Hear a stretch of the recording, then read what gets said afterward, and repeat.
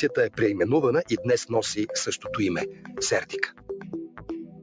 Както подкрепата на правителството, така и подкрепата на общината, на кмета, на премиера, така и подкрепата на Общинския съвет, защото има много решения, които се вземат от Общинския съвет за този проект. Този проект без помощта на различните държавни институции не може да стане. Софийското метро е най-доброто нещо, което се е случило на София през последните 100 години, защото наистина това е уникално, голямо съоръжение. Много цели поколения мечтаяха да стане този обект. Това е Сердика. Метростанция Сердика.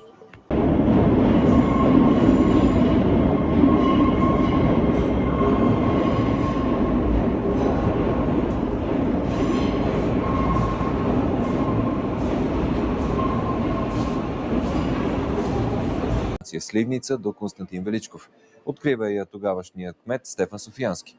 Първоначално метрото се движи с стари руски мотриси, купени през 80-те години. Сега с метрото се возят по 500 000 души дневно. За 20 години са превозени 2 милиарда пътници. 1998 година. 2018 година.